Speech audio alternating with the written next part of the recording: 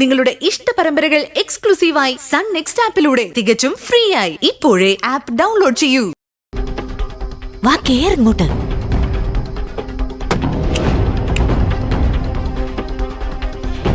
എന്തൊക്കെയാ മനുഷ്യ ഇവിടെ ഈ നടക്കുന്നത്?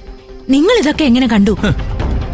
ആരോ സ്റ്റെയർ കേസ് ഇറങ്ങി വരുന്ന പോലെ ഒരു ശബ്ദം ഞാൻ കേട്ടു. ഞാൻ കരുതിയത് വല്ല കള്ളനുമായിരിക്കുന്ന. ഇത്ര ചെറിയ ശബ്ദമൊക്കെ കേൾക്കാൻ നിങ്ങൾക്ക് എന്താ രാത്രി ഓർക്കൊന്നുമില്ലേ? അത് ശരി, ഇപ്പൊ കള്ളനെ പിടിച്ചതാ കുഴപ്പമായതല്ലേ? ഇതങ്ങനെ വിട്ടാ പറ്റില്ല. ഞാൻ ഇപ്പൊ തന്നെ അവളോട് പോയി 4 ചോദിക്കട്ടെ. വേണോ നീയോടൊന്നേ, ഇനി ചോദിച്ചിട്ട് കാര്യമൊന്നുമില്ല.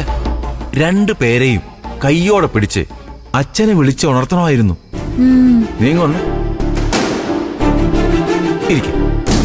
ഇനി നമ്മൾ എന്ത് കണ്ടു എന്ന് പറഞ്ഞാലും അനിത സമ്മതിച്ചു തരാൻ പോകുന്നില്ല. അച്ഛൻ നമ്മളെ വിശ്വസിക്കാനും പോകുന്നില്ല.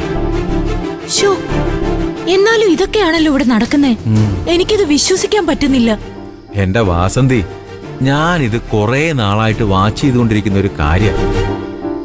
അനിത മോനെ അവളുടെ കൂടെ കിടത്തുന്നതേ അവന് ഇറങ്ങി വരാനുള്ള സൗകര്യത്തിന് വേണ്ടി മാത്ര.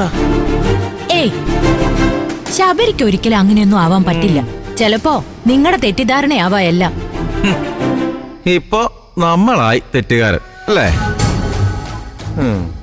എന്നാലും ഇങ്ങനൊക്കെ സംഭവിക്കും.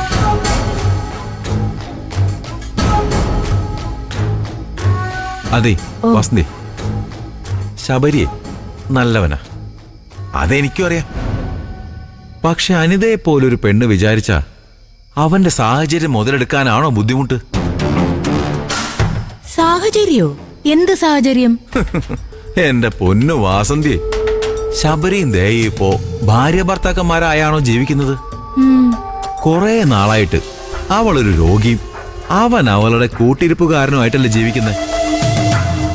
മാത്രമല്ല ശബരിയെ പോലെ ഒരുത്തിന് ചേർന്ന പെണ്ണേ അല്ലതയാ.